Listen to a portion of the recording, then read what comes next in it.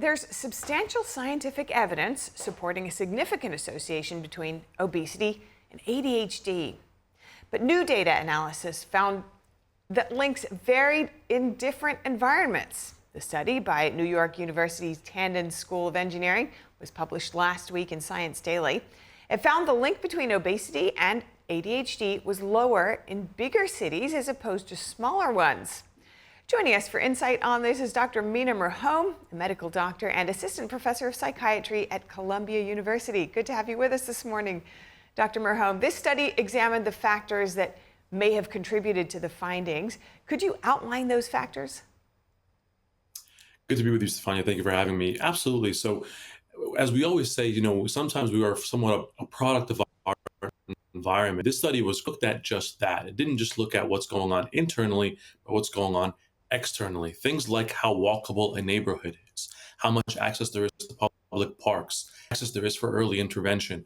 All of these factors come into play when you're thinking about things like our metabolic rate, our ability to pay attention. That link between obesity and ADHD really was looked at carefully here because when it comes to any mental health condition, as well as our physical health, what we're seeing here is that it's not only what's happening inside, but what's going on for us interpersonally. Another area that was looked at here is social engagement.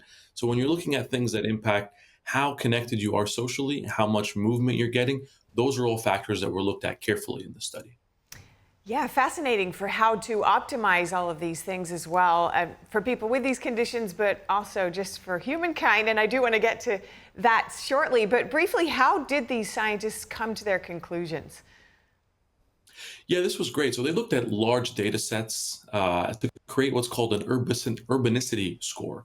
This is essentially how much of a city-like environment this city was, to be able to see, to break it down sort of numerically using AI-based models as well to patterns, to see demographic and geographic data, to see all those factors that we talked about earlier. And by using that data, it gives us a lot of sort of rich perspective to see exactly how you can map this out, to see, give it almost a Okay. score. We did this also for nutrition at times to see if an area is a food desert, how much access there is to nutrition rich foods. This is the same here for walkable areas, access to parks, things like that. We're able to give a numerical score. And I'm sure this study outlines specific cities and how they score, but how can people use these findings in helping their own children and their own lives going forward from the cities that they're in? Yeah, that's the biggest thing. I mean, if even if you're not able to necessarily move to a city with a better urbanicity score, there are a lot of things that you could do right now today, wherever you are. And I walk through patients with this on a daily basis, and those entail a couple of things like structure and systems and evaluation. So, a structure meaning anytime you're struggling with either ADHD or obesity or both, having a daily routine that is very well outlined and predictable because the brain actually wants patterns. The brain is looking for something that is going to be consistent and predictable. And the same way for in home, in school, children with ADHD actually do really, really well when they have a very clear structure and know what's coming next, know what to predict, and be able to cross off that list that, after this is what happens. And then after that, being able to have access to care early. The earlier we're able to get access to, a coach. There was a segment earlier about this, about the NBA playoffs. Making sure that there is someone who can support when needed, in addition to creating that system and structure in home, in school, and outside, that really goes a long way. Yeah, so it sounds like working in these earlier findings into that system to make sure you're getting that social contact, movement, and other things consistently throughout your day could really bolster somebody's well-being. How could these findings impact the planning of cities and services in them? And what would you like to see? Yeah, what I would love to see, there are a couple of things here. Because we're seeing the bigger picture here beyond, medication, therapy, and internal factors. If you're planning a city and you want to say, what, we need expanded after school activities that can really allow us to put some of these things into practice in terms of walkability, access to a park, things like that. More of an investment in a green space. Right here in New York City, one of the reasons we're very protective about Central Park is that we need to be able to have nature and green spaces to be able to foster that sort of walkability, environmental environmental component to how that can impact our mental and physical health. And then lastly, integrating services. I've done evaluations for children inside the school, making sure that there's access within the school itself as you're planning a city, planning sort of the environment from A to Z, making sure all those things are interconnected. The better that is, the more thought out that is, the more of an impact there is on the children. Yeah, and is there anything that you think is missing from this conversation or often overlooked in the occurrence of either obesity or ADHD? These are ongoing struggles for a vast number of people.